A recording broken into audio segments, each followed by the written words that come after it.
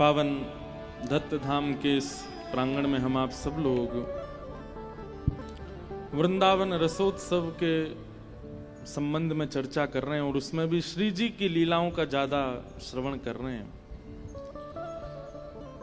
सब कह रहे हैं कि बैसाख में सावन का महीना आ गया है, रोज वर्षा हो रही है, रोज बादल आ रहे हैं, रोज घनी घटाएं छा रही हैं। थोड़ा कम कर दो उसको। ऐसा मन में भाव आता महाराज जी कि हमारे व्रज वृंदावन में तो निकुंज वन वृक्ष इतने ज्यादा बचे नहीं, लोगों ने सब प्रवाहित कर दिए, बड़ी बड़ी बिल्डिंगें बना दी। ठाकुर जी के सुख के जितनी वस्तु वृंदावन में होनी चाहिए कुछ नहीं है। वृक्ष भी नहीं है, निकुंज भी नहीं है, कुंज भी नहीं है, यमुना जी भी नहीं है, रज भी नहीं है। इसलिए ऐसा मन में भाव आता है कि जब हमारे गिरधर लाल जी दत्त धाम आए तो यहाँ पर उनको वो सब अनुभव हो रहा है। निकुंज भी मिल रही हैं, कुंज भी मिल रही हैं, गोदावरी जी भी मिल रही हैं, पहाड़ भी मिल रहे हैं। जो जो वृंदावन का रूप होना चाहिए ठाकुर जी को वो दत्त धाम में दिख रहा है। इसलिए ठाकुर जी यहाँ अब सठ रस और साल भर के जो जो भाव होते हैं ठाकुर जी के वो सब यहाँ पूरे कर रहे हैं। कल ठाकुर जी कितने दिन बाद, शायद कोरोना में मैंने लाल जी का जल क्रीड़ा महोत्सव किया था। नौका विहार तो होता है पर जल क्रीड़ा जिसमें ठाकुर जी भीगते ही रहते हैं, वो कल यहां हुआ। फिर आज भी वर्षा जब हुई तो मानो ठाकुर जी कह रहे हैं कि मुंह को भिगाई दियो, अब ने कथा में भी जल क्रीड़ा को एक पद गा, एक पद सुना। तो आज की कथा का प्रारंभ किशोरी जी और ठाकुर जी दोनों भीग रहे हैं, इसी भाव से प्रारंभ करते हैं। भीजत कुंजन में दो आवत, भीजत कुंजन में दो आवत, भीजत कुंजन में दो आवत, भीजत कुंजन में दो आवत। आप लोग केवल सुनेंगे, गाएंगे नहीं, गाइए भी। सब लोग, महाराज जी का मौन है, आप सबका नहीं है। और ये तो लीलात्मक कथा चल रही है, ये ना सप्ताह भागवत कथा है ना अनुष्ठानिक कथा है, ये तो लीलाओं की चर्चा चल रही है। इसलिए भाव से, बड़े प्रेम से गाओ और विचार करते हुए गाओ। बादल गरज रहे हैं, शाम घटा छाई है, छोटी छोटी बूंदें गिर रही हैं। पीतांबरी पहने ठाकुर जी, नीलांबर धारण किए श्री किशोरी जी दोनों निकुंज में से आ रहे हैं और दर्शन करते हुए रसिक जन गा रहे हैं। हे भीजत कुंजन में दुआवत, भीजत कुंजन में दुआवत, भीजत कुंजन में दुआवत, भीजत कुंजन में दुआवत।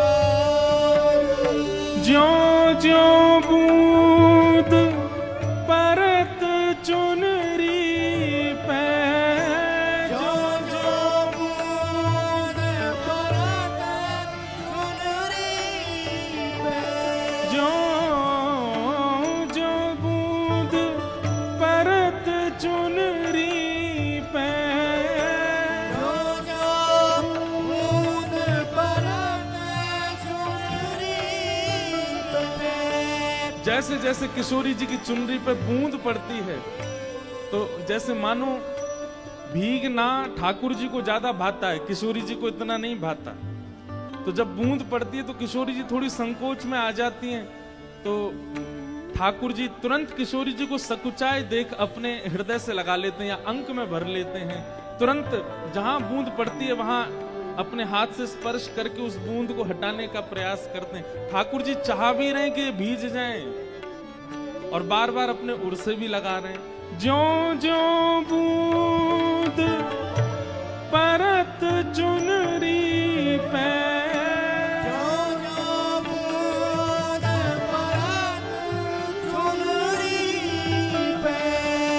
त्यों त्यों हरि उर लावत, त्यों त्यों हरि उर लावत,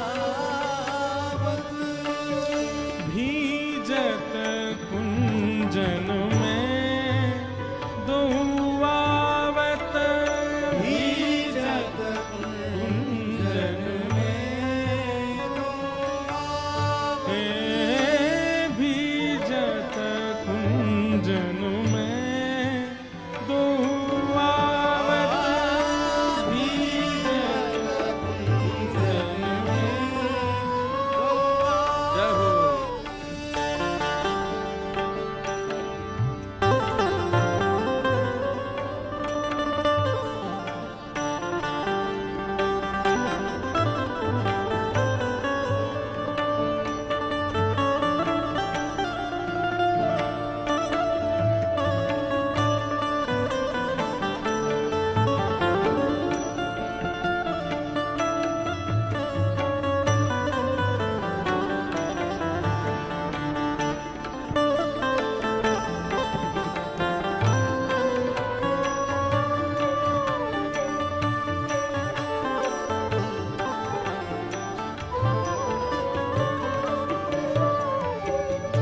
अति गंभीर झीने में घन की, अति गंभीर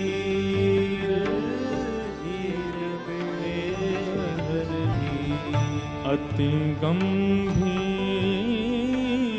झीन में घन की, अति गंभीर झीन में द्रुम तर छिन विरमावत, द्रुम तर छिन विरमावत, हे जय श्री भट्ट रसिक रस लंपट, जय श्री भट्ट रसिक रस लंपट, जय श्री भट्ट रसिक रस लंपट, जय श्री भट्ट रसिक रस लंपट, हिल मिल ही सचुपावत, हिल मिल ही सचुपावत, भीजत कुंजन में दुआवत, भीजत कुंजन में दुआवत, भीजत कुंजन में दुआवत, भीजत कुंजन में दुआवत, ज्यों ज्यों बूंद परत चुनरी पे, जो बूंद परत चुनरी पे, त्यों त्यों हरि उर लावत, त्यों त्यों हरि उर लावत,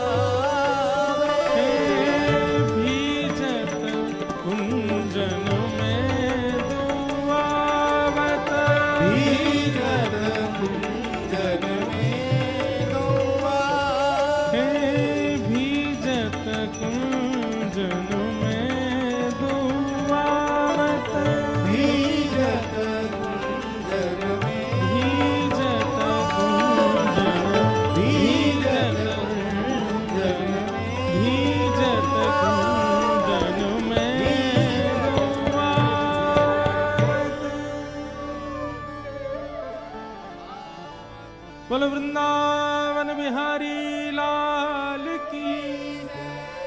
श्री राधा रमण लाल की जय, श्री राधा वल्लभ लाल की, गिरिराज धरण की, श्याम सुंदर श्री यमुने महारानी की, 84 कोस ब्रजमंडल धाम की, रजरानी की, रसरानी की, महारानी की, सब संतन की, सब भक्तन की, सब विप्रन की, समस्त ब्रजवासिन की, जय जय श्री राधे, जय जय श्री राधे, जय जय श्री राधे। अवधूत चिंतन श्री गुरुदेव दत्त। नमः पार्वती पतये हर हर।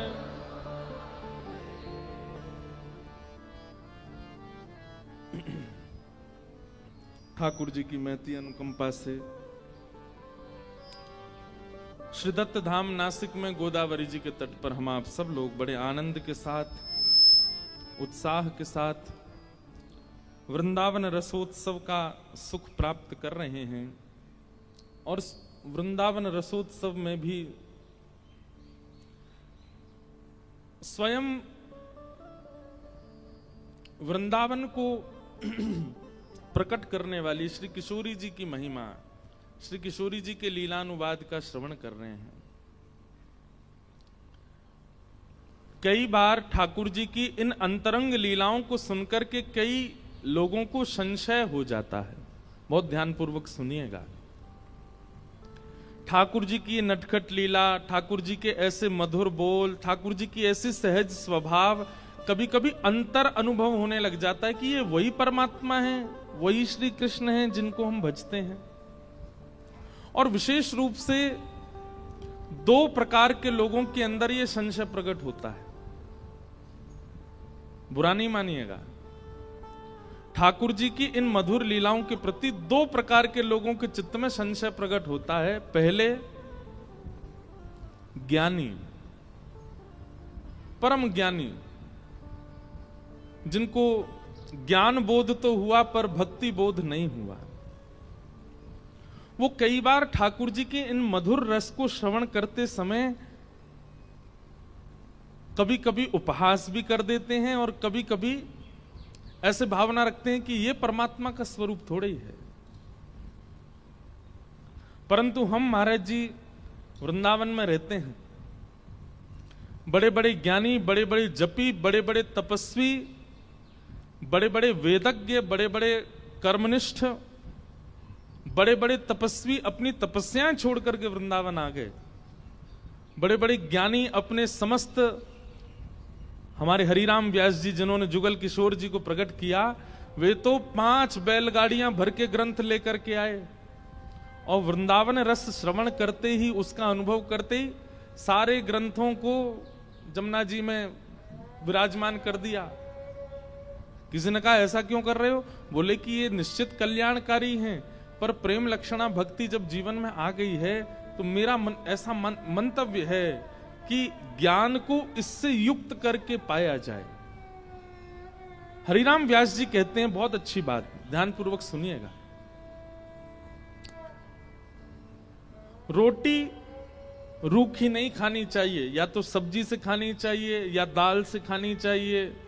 और दाल सब्जी की व्यवस्था ना हो तो दही से पानी चाहिए, दही की व्यवस्था ना हो तो दूध से पानी चाहिए, दूध की भी व्यवस्था ना हो तो एक टमाटर उसको अमनिया कर दो, उससे पालो, और कुछ नहीं तो जल में भिगो के पाओ। अकेली रोटी नहीं, उसमें एक रसायन आवश्यक है उसके साथ। ठीक वैसे ही आपके अंदर वैराग्य की स्थिति ज्यादा है, आपके अंदर ज्ञान की स्थिति ज्यादा है, लेकिन भक्ति का रसायन साथ में नहीं होगा तो तृप्ति और रस का आस्वादन करके जो अनुभव होता है सुख का, वो दोनों प्राप्त नहीं हो पाएंगे। तो इन लीलाओं को सुनकर के, अभी हम पिछले 3 दिन से लीलाएं कर रहे हैं, तो आज मेरे मन में ऐसी भावना हुई कि मैं इस बात का स्पष्टीकरण करूं, क्योंकि आपके अलावा भी बहुत लोग लाइव सुन रहे हैं कथा। कभी कभी ठाकुर जी की इन दीन लीलाओं को देख करके, सुन करके मन में संशय होता है, ये वही कृष्ण है, ये वही परमात्मा नारायण सुदर्शन चक्रधारी हैं, ये वही श्री कृष्ण जिन्होंने अर्जुन को गीता का ज्ञान दिया, ये वही कृष्ण है जो ऐसी लीला कर रहे हैं वृंदावन में, ये वही कृष्ण है। बस ये प्रेम पक्ष है उनका। जैसे व्यक्ति अपने कार्य के लिए ऑफिस जाए, दफ्तर जाए, कॉलेज जाए, स्कूल जाए, जहां भी वो अपने कार्य क्षेत्र में जाता है, कार्य क्षेत्र में वो अपने घर की स्थिति प्रकट नहीं होने देता। बहुत ध्यानपूर्वक सुनिएगा।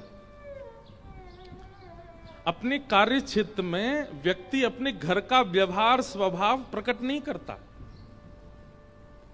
घर पे कैसे सोता है, घर पे कैसे खाता है, क्या पहन के घूमता है, किससे बातें करता है, किस कार्य क्षेत्र में इसका प्रादुर्भाव नहीं करता वो।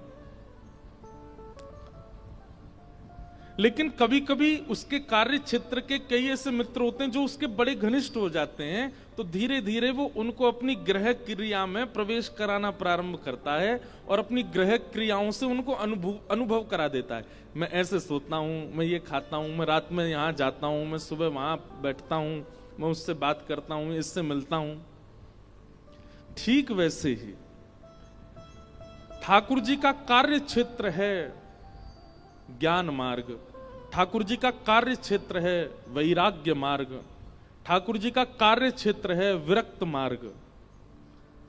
और जब वहां ठाकुर जी किसी को देख लेते हैं कि अब ये मेरे थोड़े सामीप्य में है, तो उसको लेकर के ठाकुर जी अपने गृह क्षेत्र में आते हैं। आप लोग जो कथा पिछले 3 दिन से सुन रहे हैं, ये ठाकुर जी के कार्य क्षेत्र की कथा नहीं है, ये गृह क्षेत्र की कथा है, ये घर की कथा है, ये ठाकुर जी की अंतरंग लीला है जिसका वर्णन श्रीमद् भागवत में भी नहीं है।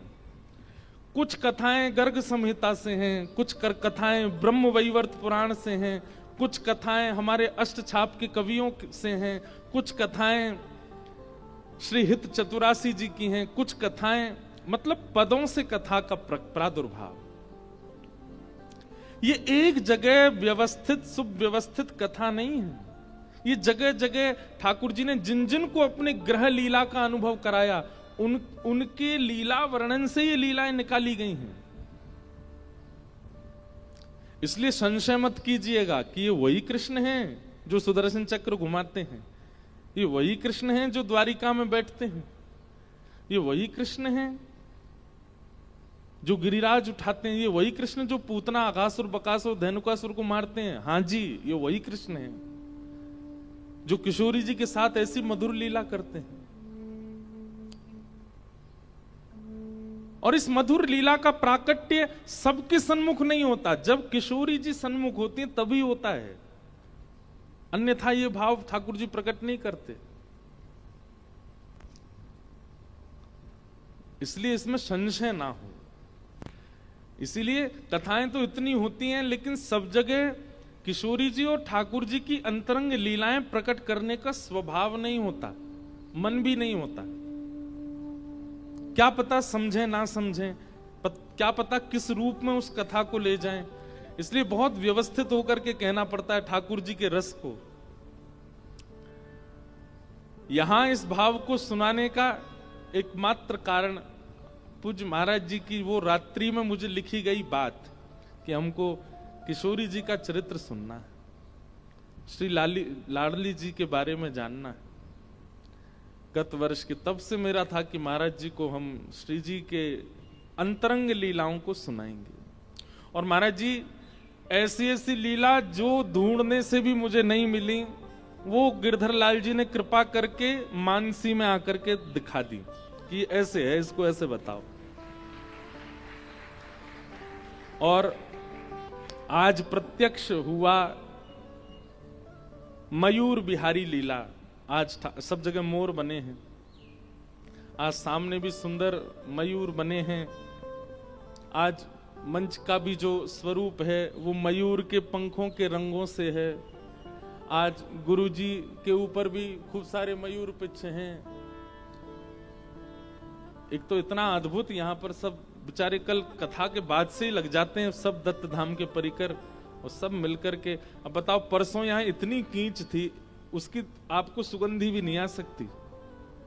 इतनी जल्दी कार्य करते हैं, सब व्यवस्थित कर देते हैं, अद्भुत है। और ये बताएं, ये धन साध्य व्यवस्था नहीं है, ये धन साध्य व्यवस्था नहीं है, ये प्रेम साध्य व्यवस्था है, ये प्रेम से होने वाली व्यवस्था है। महाराज जी, धन साध्य व्यवस्थाओं की सुगंधी अलग होती है और प्रेम साध्य व्यवस्थाओं की सुगंधी अलग होती है। आज इतने सारे मोर बने थे यहाँ पे, ठाकुर जी ने वर्षा करके सबरे उड़ा दिए। और क्यों उड़ाए, अब लीला सुनो। ये मयूर बिहारी लीला, हमने हमारे प्रेम जी को कहा, हमारे संगीत के सेवा में मैंने कि बताओ कोई मयूर बिहार की लीला सुनाओ। मयूर बिहार की तो कोई लीला ना है महाराज जी। तो हमने फिर अपने लाल जी से कहा, मैंने कि क्यों तुम मोर बने ऐसी थोड़ी चले गए होंगे, कुछ तो हुआ होगा। और ठाकुर जी ने फिर मानसी में एक भाव सुनाया महाराज जी। फिर एक पद भी हमने लिखा है, इसी राग में गामा, भोपाली ले लो।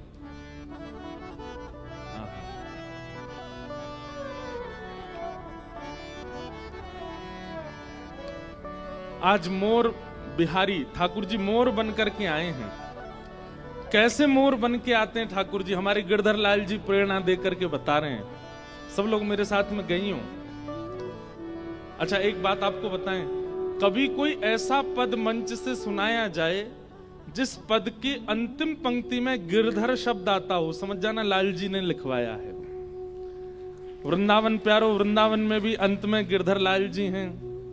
और जो भी पद ठाकुर जी रचना करवाते हैं उसमें ठाकुर जी का ही नाम होता है अंत में, गिरधर। तो मोर बिहारी लीला, पद प्रारंभ करते हैं, बीच बीच में फिर पद में ही लीला सुनाते रहेंगे। प्यारी जू को मोर मनोहर भावे, प्यारी जू को मोर मनोहर भावे, प्यारी जू को मोर मनोहर भावे, प्यारी जू को मोर मनोहर भावे। सब लोग गाओ, प्यारी जू को मोर मनोहर भावे, प्यारी जू को मोर मनोहर भावे। ताल हाथ ले कुंवर किशोरी, ताल हाथ ले कुंवर किशोरी, ताल हाथ ले कुंवरी किशोरी, ताल हाथ ले कुंवर किशोरी। सघन निकुंज में जावे, सघन निकुंज में जावे। गाते जाइए और नेत्र बंद करके अनुभव करते जाइए क्या लीला हो रही है। दाल हाथ ले कुंवरी किशोरी, दाल हाथ ले कुंवर किशोरी। सघन निकुंज में जावे, सघन निकुंज में जावे। प्यारी जू को मोर मनोहर भावे, प्यारी जू को मोर मनोहर किशोरी जी को मयूर बहुत प्रिय हैं। और महाराज जी हमारे ब्रज में कहें, सहज स्वभाव पर्यो नवल किशोरी जी को मृदुता, दयालुता, कृपालुता की राशि है। किशोरी जी का स्वभाव कैसा है कि किशोरी जी जब चलती हैं ना, तो और व्यक्तियों के चलने पर तो छोटे छोटे कीड़े भागते हैं कि हम पर चढ़ नहीं जाए, लेकिन किशोरी जी जब चलती हैं तो जो सामने मार्ग में अगर चेंटी भी आ जाती है ना, तो वो भी भागती नहीं है कि इनके चरणन के नीचे मैं आ जाऊं, मुझे पता मैं मरूंगी नहीं। इतने कोमल चरण हैं किशोरी जी के। मतलब इतनी सरल स्वभाव की हमारी श्री जी हैं कि छोटी सी चींटी भी उनसे डरती नहीं है। भय तो दूर दूर तक किसी के चित्त में नहीं है किशोरी जी के प्रति। हमारे ब्रज में सब लोग इधर देखो, ध्यान से सुनो। मोर का स्वभाव होता है कि वो बहुत संकोच करता है, इतना संकोची होता है। अगर मोर आपके सामने खड़ा है, आप एक पग भी उसकी ओर चढ़ेंगे ना, वो तुरंत उड़ जाएगा वहां से, इतना संकोच में रहता है। किसी व्यक्ति को अपने समीप आने नहीं देता। किसी के बहुत समीप यदि मोर आ जाए तो समझ जाओ कि उस पर ठाकुर जी की बहुत बड़ी कृपा है। लेकिन हमारी किशोरी जी ललिता के पास नहीं आते, विशाखा के पास नहीं आते, इंदुलेखा के पास नहीं आते, चित्रावली के पास नहीं आते, लेकिन किशोरी जी जैसे ही अपने हाथ में दाना लेकर के बैठती हैं, असंख्य मोर प्रकट हो जाते हैं और बड़े प्रेम से किशोरी जी के हाथों से वो दाना चुग करके पाते हैं। किशोरी जी का नित्य नियम है, निकुंज में जाती हैं, रास विहार करती हैं, लीलाएं करती हैं और फिर संध्या के समय वृषभानु भवन से कुछ दाने लेके आती हैं, दाल आदि के, और उनको हाथ में लेकर के बैठ जाती हैं। मोर दूर खड़े प्रतीक्षा करते हैं कि श्री जी कब बैठेंगे और हम कब समीप जाएंगे। और फिर बड़े प्रेम से उन मोरों को किशोरी जी दाना पवाती हैं। आहा। सकुच सकुच मोर तहावत, सकुच सकुच मोर तहावत, सकुच सकुच मोर तहावत, सकुच सकुच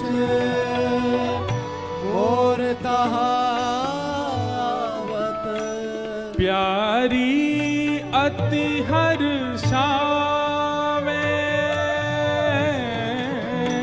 प्यारी अति हर्षावे,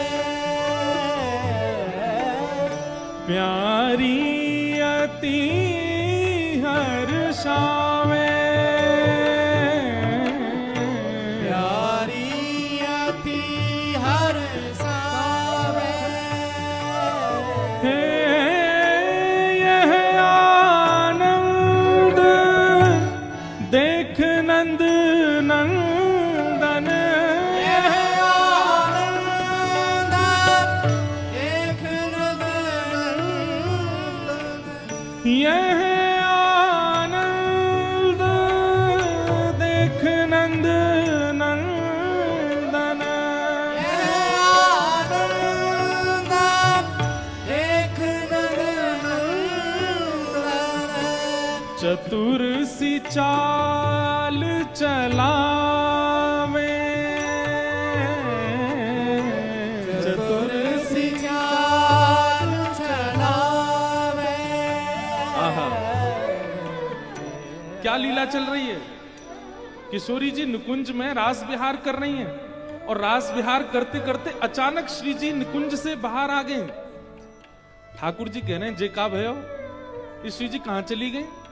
और तभी कहा भयो, पास में पोटली है, पोटली में से दाना हाथ में लिए और दाने हाथ में लेकर के किशोरी जी मोरन के सामने बैठी हैं। असंख्य मोर प्रकट हो गए हैं और असंख्य मोर आकर के किशोरी जी के हाथ से दाने पा रहे हैं और उनको देख देख के किशोरी जी इतनी सिहा रही हैं, इतने प्रेम में आ रही हैं। कभी कोई के सिर को स्पर्श करें, कभी कोई के पंखन को स्पर्श करें, कभी किशोरी जी कोई मोर को लेके अपनी गोद में बिठा लें। यह आनंद देख नंद नंदन ठाकुर जी आके देखने लगे जे का एरो है, और मन में विचार करने लगे, जा सुख को अधिकारी में, वाह सुख को ये सबरे मोर खींच खींच के ले जा रहे हैं मोते। किशोरी जी की उंगली इनको स्पर्श मुंह को मिले, किशोरी जी ऐसे कभी मुंह को उठा के अपनी गोद में बैठा लें। अरे मैं निकुंज में रास कर रहा हूं, वह रास को छोड़ करके आई इन मोरन के का मत मोते ज्यादा ये जरूरी है। यह आनंद देख नंद नंदन एक चतुर सी चाल चला में। ठाकुर जी बोले दारी क्यों तुम्हें बताऊंगा मैं, रुको। यही मारे महाराज जी आज वर्षा करके मोर उड़ा दिए सब रे, यहाँ थे एक ही बचो बस। और बैठते जाओ जल्दी जाओ, प्यारी जू को मोर मनोहर भावे, प्यारी जू को मोर मनोहर भावे, प्यारी जू को मोर मनोहर भावे, प्यारी जू को मोर मनोहर भावे। ठाकुर जी आज लीला पूरी करके जब वापस गए, मधुमंगल श्रीदामा तनसुखा मनसुखा धनसुखा सबरे मिले। अरे लाला आज तू बड़ो संकोच सी में लग रहो काहे गो, आज तू बड़ी चिंता सी में लग रहो काहे गो। ठाकुर जी बोले अरे कहा बताऊं, इनके पंखन को अपने मुकुट में धारण करके रखूं मैं, मेरे सिर पर चढ़वे को अधिकार कोई को ना, मैं सबन के सिर पर चढ़ूं, मेरे सिर पर कोई ना चढ़ सके, लेकिन ये मोरन के पंखन को मैं अपने सिर पर धारण करूं, लेकिन ये तो कछु ज्यादा ही सिर पर चढ़ रहे हैं मेरे। सबरे सखा बोले लाला का है वो, बोले कहा बताऊं, आज रास लीला में किशोरी जी बीच में रास छोड़ के चली गई, और वहां पे हाथन में दाने लेके इन मोरन ने खवा रही, उनको पुचकार रही हैं, उनको सहला रही हैं, उनको गोद में बैठा रही हैं, ऐसी सिहा सिहा के उनको देख रही हैं, उनके पीछे दौड़ रही हैं, उनको गोद में भर रही हैं, उनको कंठ से लगा रही हैं। और ये सबरे मोर टेढ़ी टेढ़ी नजरन ते मोए देख करके खूब चिढ़ा रहे आज। मधुमंगल श्रीदाम बोले लाला बता का करना है। ठाकुर जी बोले जमुना के या पार हमारी रास बिहार होवे, सबरे मोरन ने पकड़ करके कोई और गांव में छोड़े आओ, कल को रास बिहार हो, एक और मोर नहीं आना चाहिए वहां पे, ये मोर आकर के विक्षेप डालने। और महाराज ठाकुर जी लेकर के गए दाने, मधुमंगल श्रीदामा तनसुखा सबरे दाने लेकर के गए, और निकुंज में बैठ करके जैसे किशोरी जी बुला में मोरन ने वैसे ठाकुर जी बुलाने लगे। सबरे मोर आ गए, बोले ये तो श्याम सुंदर हैं, ये तो हमारे हैं, इनके हाथ से पावे में कहा संकोच। जैसे सबरे मोर आए हाथ से दानों पान लगे, ठाकुर जी ने एक एक मोर पकड़ो और ले करके महाराज दूर गामन में छोड़े आए, और सबन ने सौगंध दिया है, तुम्हें सौगंध है कल रास में मत आइयो, तुमने विक्षेप डालो आ जाए करके। मोर बोले किशोरी जी संकोच में आ जाएंगी, बोले वो काम हमारा हम देख लेंगे कैसे का कोनो, तुम मत आइयो कल। और मोरन को सौगंध दे के मोरनीन की ठाकुर जी चले गए, तुम्हें अपनी अपनी बहुवन की कसम है, आ मत जाइयो कल वहां पे। सब लोग नेक नेक आगे आ जाओ, थोड़े थोड़े नेक खिसक आओ, बस धीमे धीमे आ जाओ। प्यारी जू को मोर मनोहर भावे, प्यारी जू को मोर मनोहर भावे, प्यारी जू को मोर मनोहर भावे, प्यारी जू को मोर मनोहर भावे। ताल हाथ ले कुंवर किशोरी, ताल हाथ ले कुंवर किशोरी, सघन कुंज में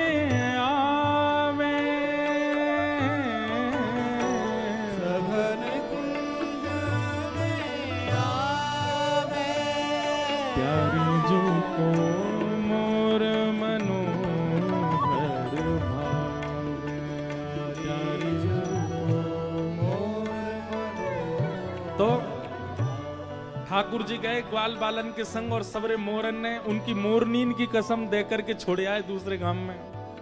कल मत आ जाइयो निकुंज में, हमारे राज बिहार में विक्षेप मत डालियो।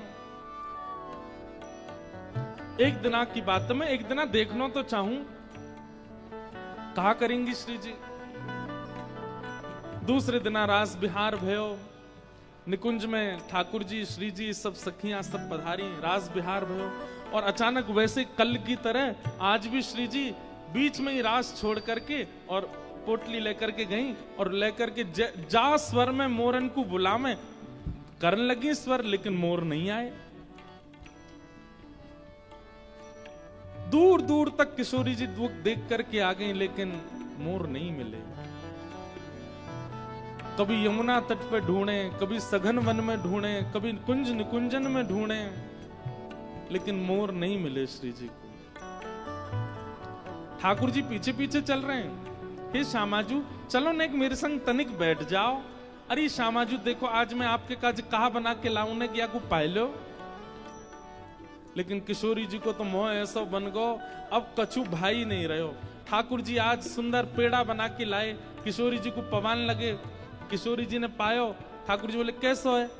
बिल्कुल स्वाद ना है हमें, आप पे बनानो ना है आवे तो काय को बनाए करो, मत बना के लाए करो, मैं ही ले आऊंगी अपने आप।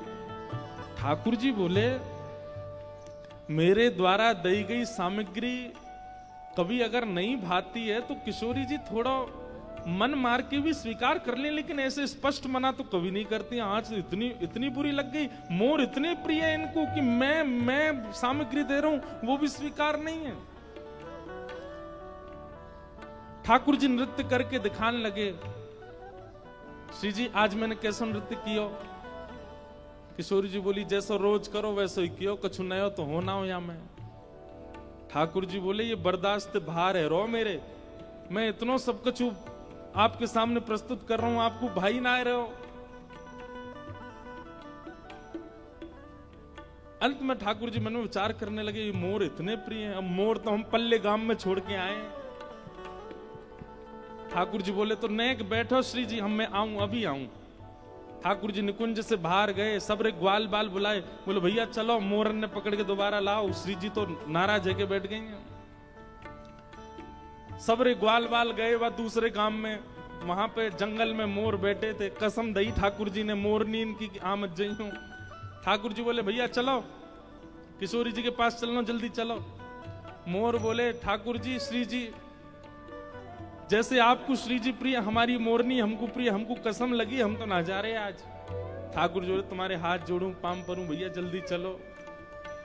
लेकिन मोर बोले हम नहीं जाएंगे। बोले एक दिना बीतवे के बाद चले जाएंगे, सौगंध कैसे काट सकें, आपकी आज्ञा कैसे हम विसराय सकें। ठाकुर जी मन में विचार करने लगे कहा करूं कैसे करूं।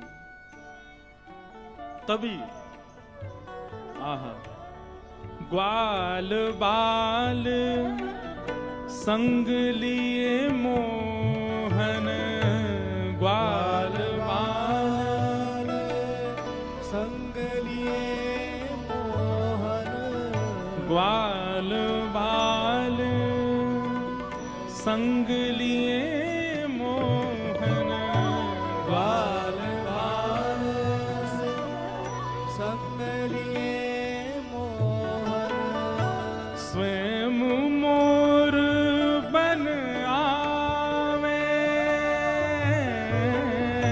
स्वयं बोल मोर बिहारी लाल की। ठाकुर जी ने महाराज मोरन के बड़े बड़े पिच्छ सबरे इकट्ठे किए और इकट्ठे करके खूब सुंदर एक सूत में पिरोए करके, और वह सूत को अपनी कमर पे बांध करके पीछे सबरे मोर पिच्छ ऐसे आ गए ठाकुर जी के, जैसे मानो जैसे कोई मोर अपने पंख खोल करके नाच रहे हो। एक तरफ की सूत एक हाथ में पकड़ी, दूसरी तरफ की सूत दूसरे हाथ में पकड़ करके, तभी किशोरी जी के सामने कुहू कुहू जैसे मोर अपने मुख से स्वर निकालता है वैसे स्वर सुनाने लगे।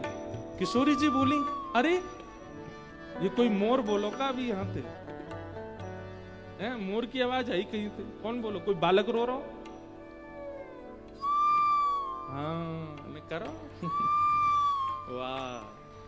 ऐसे ही ठाकुर जी आवाज निकालने लगे। किशोरी जी के कान खड़े है गए, बोले अरे मोर आ गए, मोर आ गए, मोर आ गए। ढूंढती ढूंढती जैसे ही पहुंची हैं, तभी कहा देखो सघन वन में अपने संपूर्ण पिछन को फैला करके श्याम सुंदर श्री कृष्ण ही मयूर बिहारी लाल को रूप धारण करके आए हैं, किशोरी जी के सामने नृत्य करके दिखा रहे हैं। बल मयूर बिहारी लाल की ग्वाल बाल संग लिए मोहन, ग्वाल बाल संग लिए मोहन, स्वयं मोर बन आवे, स्वयं मोर बन आवे, हे गिरधर की यह नव नव लीला, गिरधर की नव नव लीला, गिरधर की यह नव नव लीला, गिरधर की नव नव लीला, देख किशोरी बलि जावे, देख किशोरी बन जावे, देख किशोरी बलि जावे, देख किशोरी बन जावे, प्यारी जो को मोर मनोहर भावे, प्यारी जो को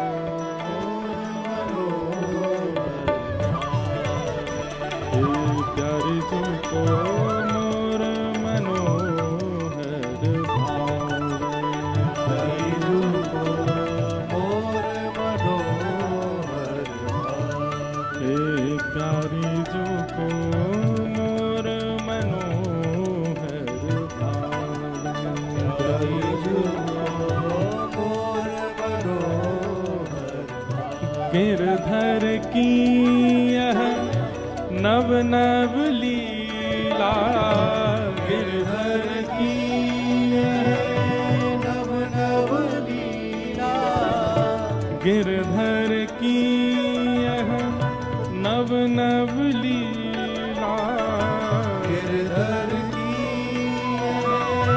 नव नव लीला, हाँ देख किशोरी बल जावे, देख किशोरी बन जावे, गिरधर देख किशोरी बल जावे, देख किशोरी बन जावे, हे राधा जू के रिजवन खातिर, राधा जू के जीवन खातिर, राधा जू के रिजवन खातिर, राधा जू के जीवन खातिर, काका रूप बनावे गिरधर काका का रूप बनावे, ओ कान्हा मोर बन आयो, कान्हा मोर बन आयो, हे लाला मोर बन आयो, राधा मोर बन आयो, हे गिरधर मोर बन आयो, गिरधर मोर बन आयो, गिरधर मोर बन आयो, गिरधर मोर बन आयो, हे प्यारी जू के रिजवन का जय, प्यारी जू के जीवन खातिर, प्यारी जू के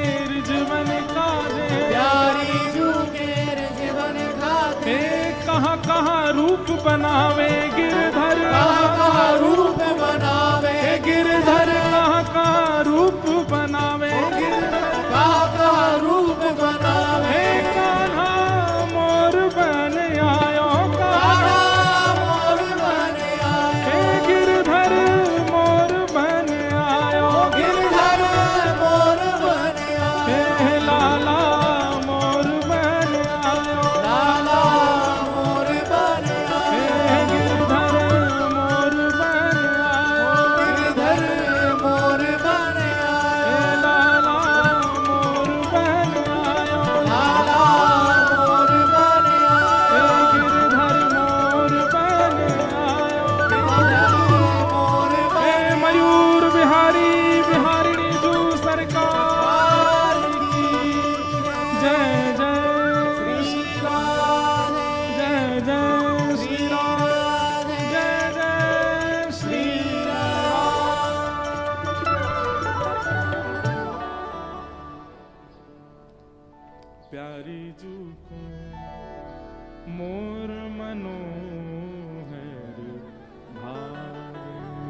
बिहारी जू को मोर मनोहर भाई।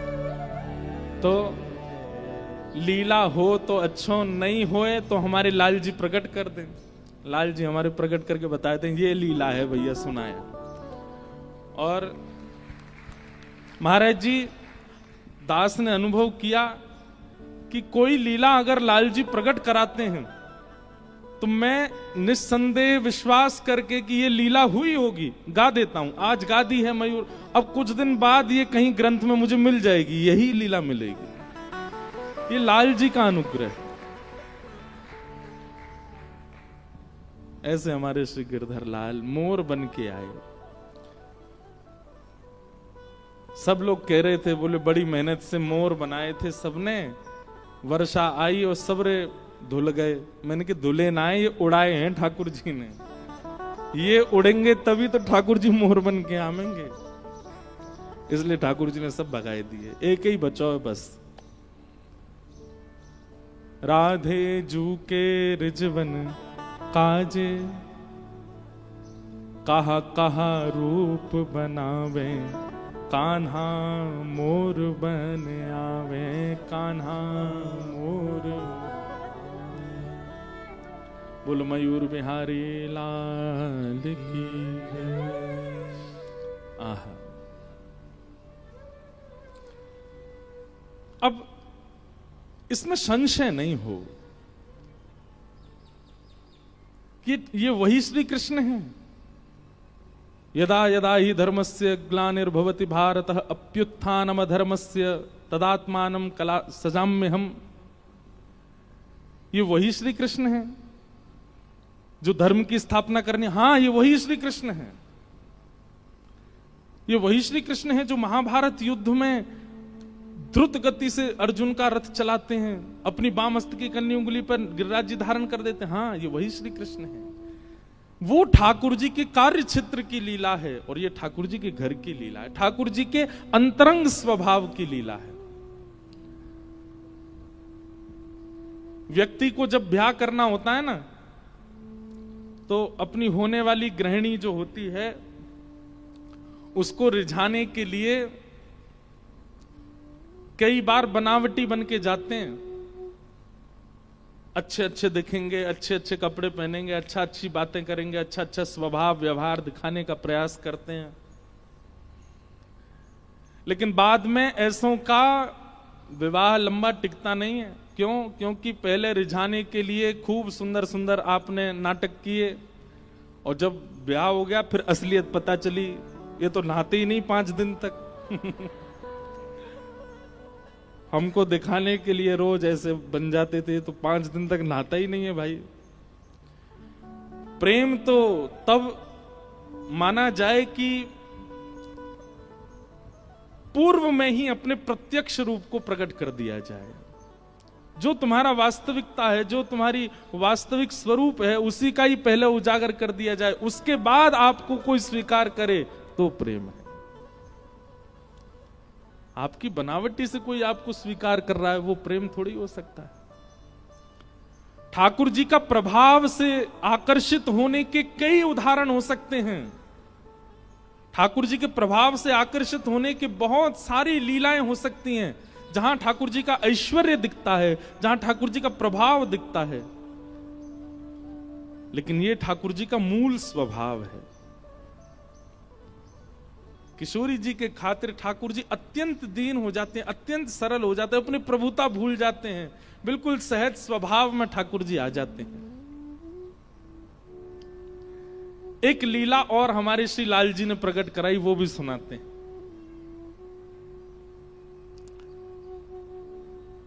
किशोरी जी कल वो आम वाली लीला हुई थी।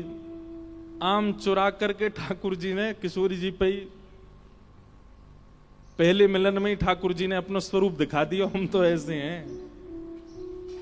लेकिन किशोरी जी उसके बाद भी चिंतन कर रही हैं। ललिता विशाखा कह रही हैं, कौन थे मिली आप हैं? कौन सो श्री कृष्ण? कौन कान कुंवर? अरे बताओ, आप ते मिलो और मिलवे के बाद आप ते आम तुड़वाए और सबरे आमन ने लेके भाज गए और माली ते शिकायत कर गो कि चोर नहीं है, सबरी पकड़ ले। मैंने वक्कान कुंवर की बात मत करियो हमारे सामने। किशोरी जी तब भी कह रही है ना, उनने नहीं किया होगा, वो तो आम लेके चले गए होंगे, वो माली को लगी होगी, इतनी सारी बैठी हैं पेड़ पे चढ़ के, तो वह चोर नहीं समझे होंगे। यही तो प्रेम है, जहां पर लाखों के बताने पर भी हमारा प्रेमी प्रिय लगता है। देखो, लड़का लड़की अपने लिए मत सोच लेना कि हम उनके लिए बोल रहे हैं। प्रेम केवल स्त्री पुरुष के संबंध की बातें नहीं होती हैं, प्रेम गुरु शिष्य की भी होती है। प्रेम संतान और माता पिता की भी होती है। प्रेम मित्र मित्र के बीच में भी होता है। प्रेम सबसे बड़ी बात ठाकुर जी और जीवात्मा के मध्यस्थ होता है। कोई लाख बुराई करे हमसे, कोई लाख बातें बनावे, लेकिन हमारे ठाकुर जी हमको प्रिय लगे। श्याम सुंदर सदा हमको प्यारे लगे, हम उन्हीं के रहें वो हमारे रहें। श्याम सुंदर सदा हमको प्यारे लगे, हम उन्हीं के रहे हो हमारे। तो किशोरी जी तो रास्ता भर चिंतन करती गई हैं ठाकुर जी को, और ठाकुर जी भी घर जाके ने संकोच कर रहे हैं, मैंने गलती तो कर दी है, बेचारी इतनी दूर से आई नेक सीसी और पीछे माली लगाए दियो। ठाकुर जी भी किशोरी जी का चिंतन कर रहे हैं, किशोरी जी भी ठाकुर जी का चिंतन कर रही हैं। और तभी किशोरी जी पहुंची वृषभानु भवन। एक दिना कीर्ति मैया बोली, लाली तू पूरे दिना बैठी रे, ये तेरी सबरी सखी आकर के खेलें और तू बैठी बैठी इनको देखती रहे, तू कहा चिंतन करे। अब श्री जी कैसे बता मैं कहा चिंतन करूं।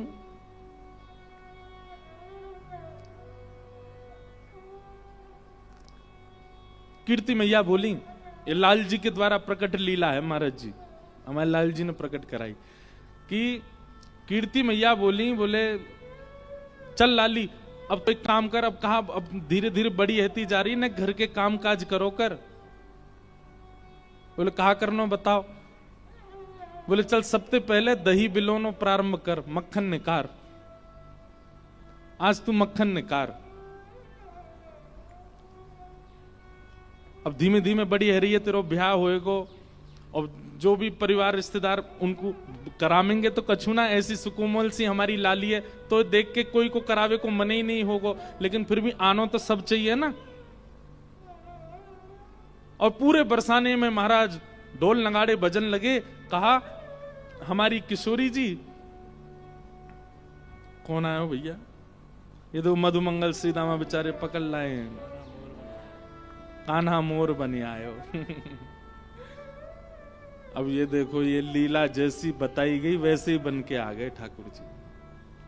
आहा, 10 मिनट और पहले आ जाते तो और बढ़िया। नेक इधर उधर करो भैया, महाराज जी ना दिख रहे।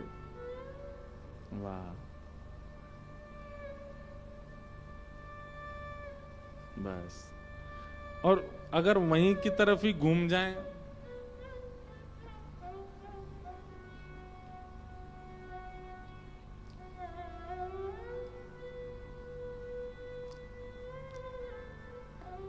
हाँ बस यही।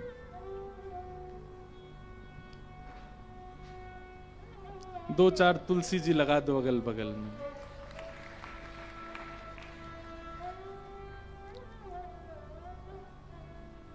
सब रे बेचारे मधुमंगल श्रीदामा, तन सुखा मन सुखा धन सुखा। अब हैं कौन कौन से आप ही देख ली हूं।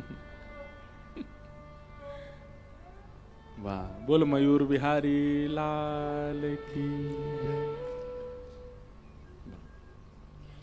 अब एक चीज इसमें रह गई कि जो मोर के पंख है ना, वो न क्यों खुले और रह जाते चारों ओर, लेकिन ये भी बात है ना कि किशोरी जी सामने आएंगी तभी खुलेंगे ये। अभी बंद करके बैठे ठाकुर जी। वाह। तो भानु भवन में मैया बोली लाली तू एक काम कर। बोले कहा अब तू दही मथनो सीख ले और दही मथ के बढ़िया सुंदर मक्खन निकार, ऐसे ही घर के काम काजन ने सीख। तो श्री किशोरी जी बोली जो आज्ञा मैया करूंगी। लेकिन राजा की लाली हैं, वृषभानु जी की लाली हैं, ये तो कछु भी करें तो पूरा नगर इकट्ठा हो जाए देखवे के काजे। जैसे हमारे लाल जी कछु भी करें तो सब ब्रजवासी इकट्ठे हो जाएं। पूरे बरसाने में ढोल बजन लगे, नगाड़े बजन लगे। बोले कहा भयो? बोले हमारी लाडली जी अब नेक नेक बड़ी है गई है, पहली बार मथनी चलामेंगी, पहली बार दही मथेंगी, मक्खन निकारेंगी। जोर जोर से ढोल बज रहे हैं। बरसाने से नंदगाम इतना दूर है कि भानु भवन से यानी कि बरसाने भवन से नंदगाम दिखाई देता है। नंद भवन और बरसानो भवन, भानु भवन दोनों पर्वत पर हैं। ये ब्रह्माचल पर्वत पर हैं, वो नंदाचल पर्वत है ना, नंदाचल पर्वत पर नंदगांव। और दोनों पर्वत पर दोनों भवन बिल्कुल आमने सामने 6-7 किलोमीटर की दूरी है। अगर कोई जोर से चिल्लावे तो आवाज आ जा सकती है। जैसे ही ढोल बजन लगे सोई ठाकुर जी अपने भवन से बाहर निकल के आए। बोले भैया ये बरसाने में ढोल काहे को बज रहे हैं?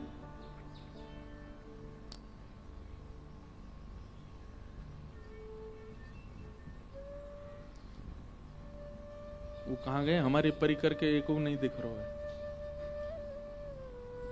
श्री राधा करके किताब रखी है, वो लेके आओ। लेखनी एक डायरी है, श्री राधा लिखा होगा, किशोरी जी के चरण बने होंगे, वो ले आओ। उसी में वो पद लिखा है।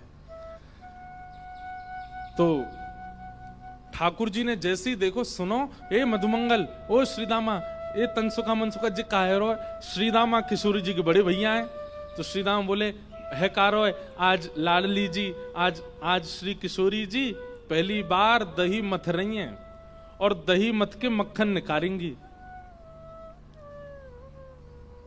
ठाकुर जी तुरंत कान खड़े गए। बोले मक्खन निकालेंगी? बोले हाँ। और वहां मक्खन को खावेगा कौन?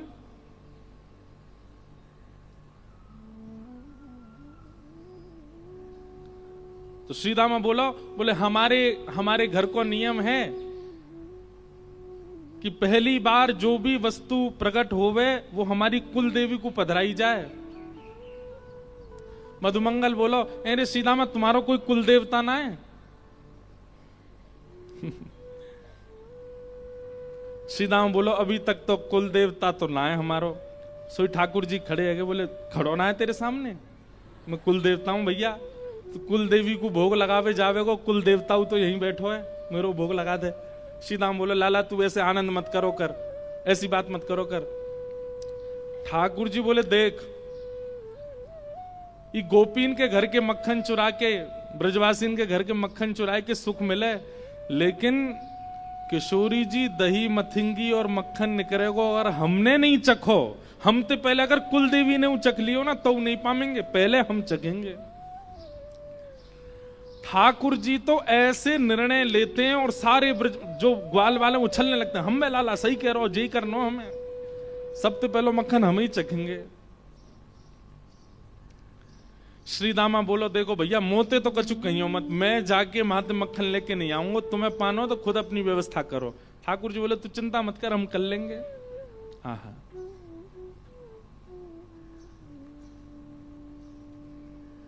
किशोरी जी पहली बार दही मथ रही हैं और प्यारे गिरधर लाल जी क्या वर्णन कर रहे हैं।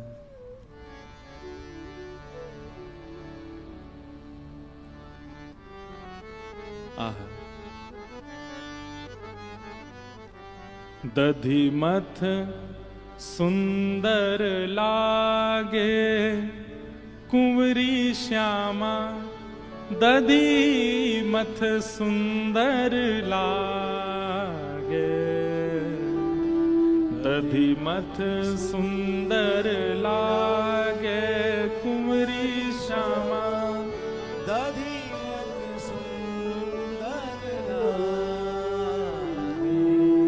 छोटी सी किशोरी जी हैं और दही मथ रही हैं। सब लोग दर्शन करो लीला को। दधी मथ सुन, छोटी सी मटकी है और छोटी सी किशोरी जी बैठ करके दही मथ रही हैं। आहा। तनिक तनिक, तनिक मतलब छोटे, तनिक तनिक हाथन सो मथनी, तनिक तनिक हाथन सो, तनिक सी भोरी चलावे, तनिक सी भोरी चलावे। महाराज जी भाव आया कि ठाकुर जी ने दुनिया के मक्खन चुराए, लेकिन किशोरी जी के हाथ को निक्सो मक्खन नहीं चुराया, तो फिर काय के कन्हैया। तब गिरधर लाल जी ने ये पद लिखवाया, दधी मथ सुंदर लागे कुंवरी श्यामा, दधी मथ सुंदर लागे, दधी मथ सुंदर लागे कुंवरी श्यामा, दधी मथ सुंदर लागे। और निरख रही ब्रज नारी एक टक, निरख रही ब्रज नारी एक टक, कीरति मन हर्षावे, कीरति मन हर्षावे। आहा। जैसे ही छोटी सी किशोरी जी बैठी है मथनी पकड़ करके, और जैसे ही धीमे धीमे मथनो शुरू कियो, सबरी बलैया, अरे मैया कैसी सुंदर लग रही है, नेक्सी सी लाली हमारी कितनी सुंदर लग रही है। कभी मथनी इतकू है जाए, कभी इतकू खिसक जाए, कीर्ति मैया जाके वह संभाले, लाली ऐसे धीमे धीमे चला याकू।